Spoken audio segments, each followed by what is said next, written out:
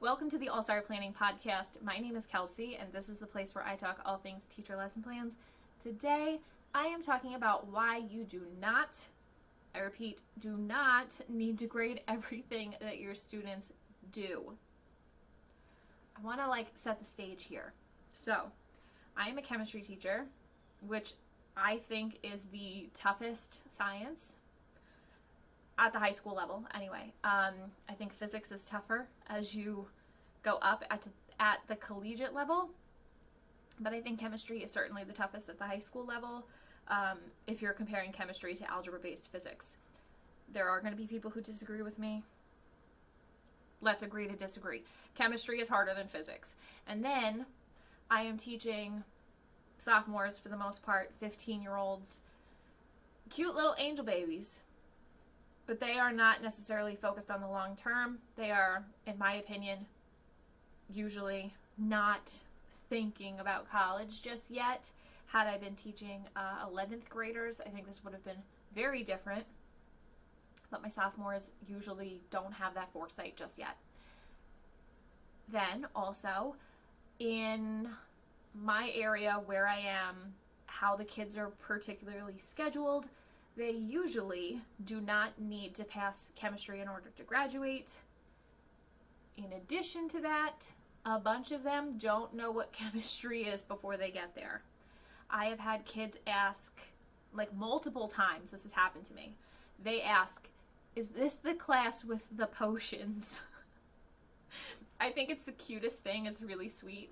But no, it's not the class with the potions. It's the class with the chemicals. So all of these factors mushing together can create a place where my kids aren't necessarily excited in chemistry or the content coming at them.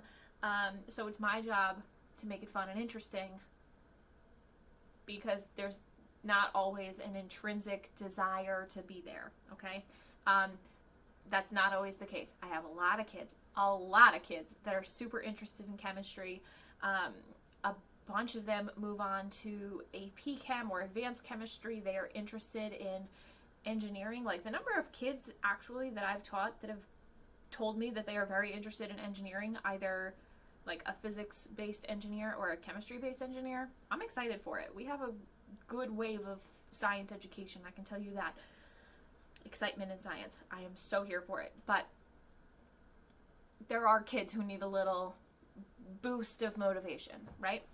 So this, for me, and I think for a lot of other people, creates not a need, but it feels like a need to use grades to motivate kids. But that's not what grades are for. Grades are not for motivating kids to do stuff. Grades are for grading knowledge, assessing knowledge, judging knowledge, quantifying knowledge, we can say. Difficult to do. I'm not in love with the whole concept, but whatever. This is what we have. This is what we deal with. So if a kid has an 80 on their report card, it should be safe to assume that they know roughly 80% of the chemistry content that they have been taught. That is a safe assumption. The idea that there could possibly be a genius child who simply does not do homework or doesn't turn things in on time and knows everything but winds up with a 22 on their report card just because they don't turn in homework assignments, to me is a crime. It's not really a crime, but it's terrible. It's terrible to me. And I understand that there is a balance. A kid who's really, really smart but does nothing is not productive and is probably going to struggle when they become an adult and get a big boy or a big girl job. I get that. I know that that's going to happen. I know that some kids need a little, fire under their tush to get them moving, oh, I'm smarter than a 22 on my report card, I should be able to do this. I understand that concept. I don't think that the way to motivate that kid is with a failing grade. I think the way to motivate that kid is with love. Call me crazy. tell me I'm a hippie. I am the furthest person from a hippie. I can tell you that. I really think that the answer to that is love. You tell the kid, hey, knucklehead, what's with this 22? You're better than a 22. You're smarter than a 22. Let's go. You can do this. It's a personal motivation thing, right? But when your class is geared to hurt these kinds of kids, you run into this problem of this kid's really smart, they just don't do anything. Or this kid is really not that bright or not that great at this subject, but they work really hard. So they wound up with a 98 on their report card. How is it possible that a kid could get a 98 on their report card, but then somehow completely faceplant on the final exam? That to me it hurts my brain. It really hurts my brain. So what I do to fix this, we've already spoken about it. My homework is optional, and I allow unlimited retakes on my tests. I don't think you have to do both of these, or especially unlimited retakes, because that becomes kind of crazy. But I do think that there should be something to your class that allows kids to showcase their learning rather than their behavior, because grades are not for behavior. Grades are supposed to quantify the amount of knowledge that a kid has in a particular subject. So for me, I don't care when my kids learn, I just care that they are learning. So if a kid gets a 42 on a first test and they just need a few more days, a week or two, to really digest that information, and then they can come back and say, I got it now, let me retry, that 42 can turn into an 85. And I'm so here for that, because that grade is not going to show me their behavior. It's not going to show me their work ethic. That grade of a 42 is going to tell me that this kid wasn't ready. This kid got sick and missed 5 days of school. This kid couldn't come to extra help because they had to babysit, or had to get their little brother off the school bus, or they had to work, or whatever it is. There's a lot of reasons why kids can't learn stuff at the same pace as the course. There's a lot of external factors. It's not just blanket statement, this kid's not bright. And that drives me crazy, that there is a possibility that a kid gets a not so great grade, or a grade that they are not proud of, and they don't have the opportunity to fix it or come back and say, wait, no, I know it now. So part of that is my unlimited test retakes. Another thing is that I don't grade everything that my students do. I make my grades that go in my grade book, they are exclusively there to show me the kid's level of understanding, aside from my vocabulary assignments. That is there to nitpick at their brains and get them to learn stuff. There is a possibility that those are moving to be optional. I haven't thought about it yet. The kids actually recommended it to me at the end of this past school year. I gave them a survey.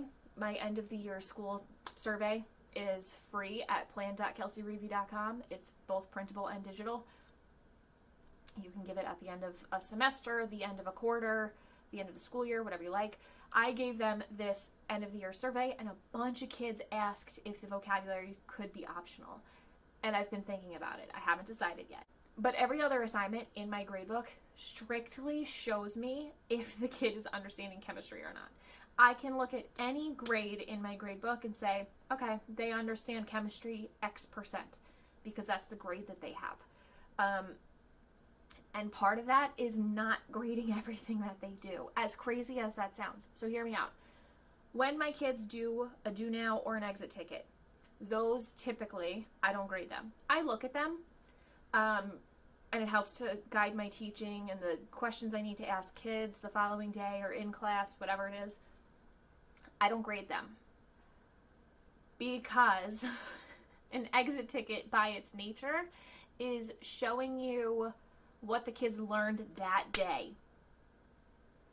I am always afraid that, that movie 50 First Dates, where the girl has like a brain injury or something and nothing that happens to her sticks in her memory.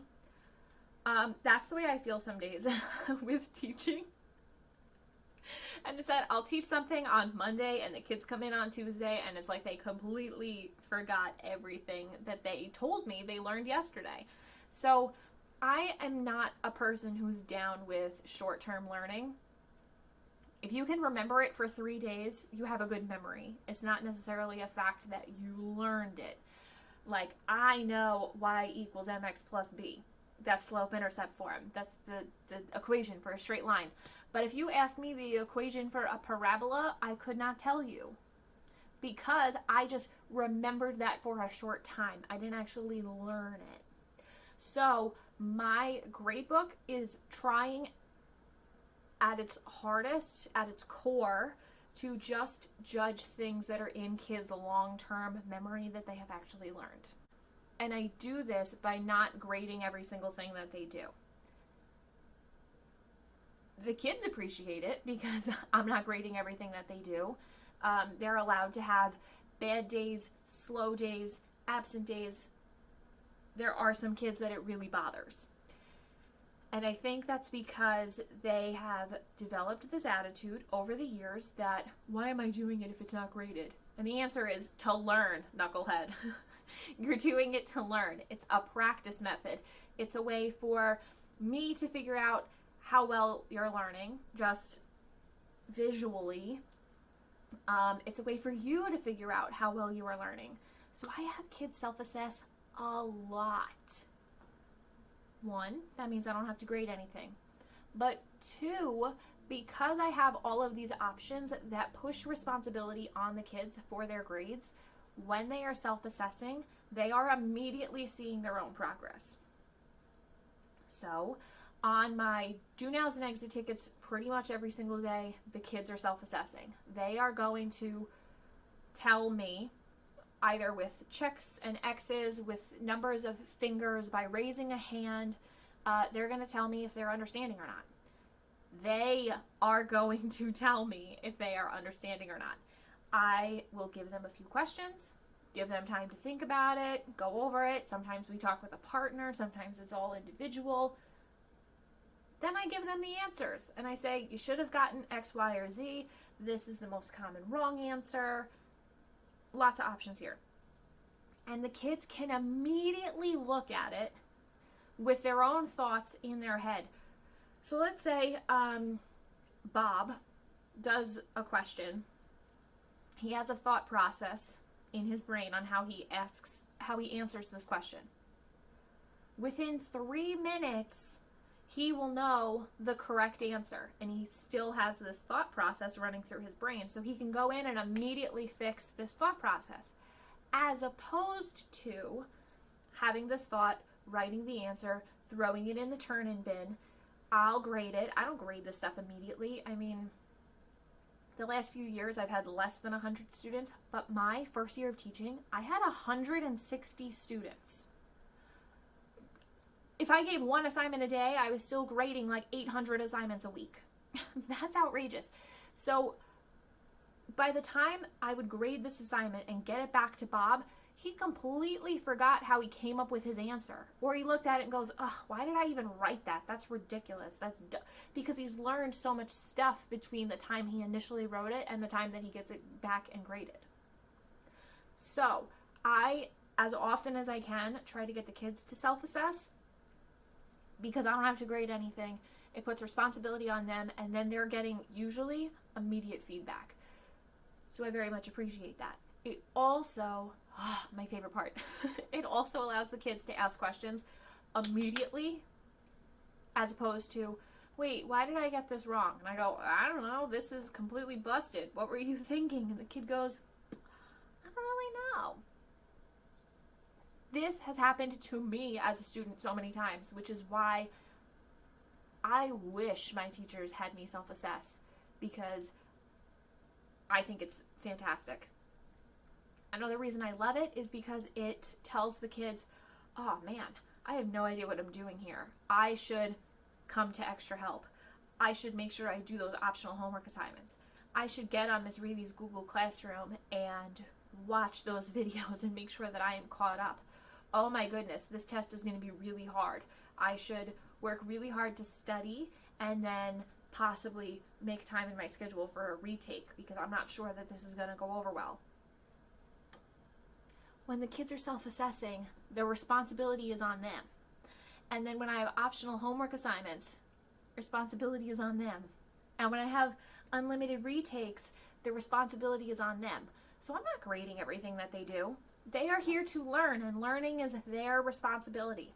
I'm just going to give them every tool that I possibly can to help them learn, but ultimately the learning is up to them. And I tell them this. I do not let the kids think that somehow the grade that I give them is something that I created. It's not. The grade on the report card that they get is a grade that they created.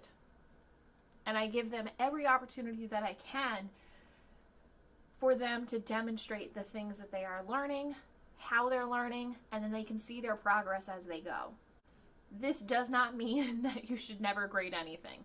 There are times where I will collect an assignment and I will go through it with a fine-tooth comb and really nitpick at it and give them a grade. It happens, not often. There are, I grade all of their lab reports, which I think is important because there is some subjectivity to assessing a lab report. And the reason for this is because my lab reports end in a conclusion paragraph. So the kids have thoughts in their brain like, oh yeah, I explained that really well.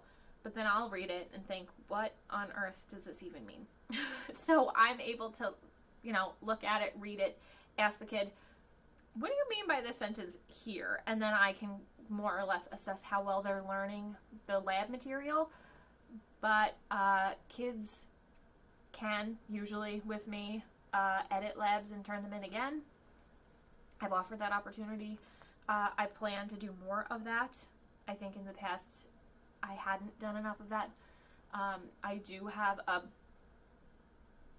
template sentence starter type thing for the kids to kind of prompt their brains into the correct path of thinking so that they can properly explain themselves. I make my conclusion paragraphs on the lab 8 sentences and the kids hate it. But they do have kind of a formula to help guide their thinking so that they can really explain to me what they learned. Because, teenagers. So, when it comes to grading everything is ridiculous and it is a complete time sucker. And 2, grading things doesn't always necessarily give you the best sight, the best picture of how well kids are learning a particular topic, because it may be something that they just learned 5 or 10 minutes ago. It could be something that hasn't really cemented in their brains yet. I was going to say fermented. That's gross. It may not be something that is fully cemented in their brains yet. It's not something that they have learned long term. It's just something that's floating around in their brain right now. And then 3, you want to make sure that everything that you're grading is giving you a valid picture as to what the kids are learning overall. So if it's one tiny little thing, you want to make sure that it's not being used in a way that hurts them. And then finally, grades are not behavior management. They're not. Grades are not for behavior management. Grades are supposed to tell you how much a kid is learning. School is for learning. School is for learning, and grades are supposed to judge learning. And if grades are being used for anything else, then they are not being used properly. How you get kids to do stuff is with love. You motivate kids to do stuff with love. I have had so many conferences with kids just pulling them out of class, leave everybody else inside, and just have a heart-to-heart with this one kid and tell them, hey, you are smarter than what you're producing right now. You're falling behind. you're not learning what you should. You need these skills in the real world. You're going to need to know logic and problem solving and how to communicate with others and how to look at data and determine if it's reliable. And these are skills that you need for the real world. You gotta learn this. And usually just that, along with I believe in you, I'm here to help you. If there's things going on in your life and I can't help you, I will find somebody who can help you and get you the resources that you need. And that usually will just get a kid where they need to be. It'll give them the little bit of motivation that they need. Kids just need a little bit of love. Sometimes I just give a kid a hug. I mean, I ask, would you like a hug? And then I give the kid a hug. And I just tell them, I believe in you. And then that's it. That's all the motivation that my kids need. So I know it's different everywhere and every kid is different. And maybe this kid just doesn't like you. It happens. I have had kids who have just not liked me. And I think I'm a pretty likable person. It's funny. I have kids who absolutely, Miss Reevy, you're my favorite teacher in the whole world. And then I have some kids that ignore me in the hallways. And it's okay. I get it. I'm not everybody's cup of tea. But that's where it comes in, where you say, I'm willing to find somebody who can help you with whatever you're feeling. And that's it. You just let them know that you're there for them in a variety of ways. And that's that. So that was a big circular way to say, don't grade everything. Let the kids grade it themselves. It's silly to grade things. It's not silly to grade things. It's silly to grade everything. For a lot of reasons. It's a lot of work and it doesn't necessarily give you the best picture. So that's that. You can find out more about my curriculum planning methods and you can get that end of the year student survey at plan.kelseyreevy.com. Also, make sure to subscribe to the podcast so you don't miss anything. Episodes come out every Tuesday and I will see you in the next one. Bye for now.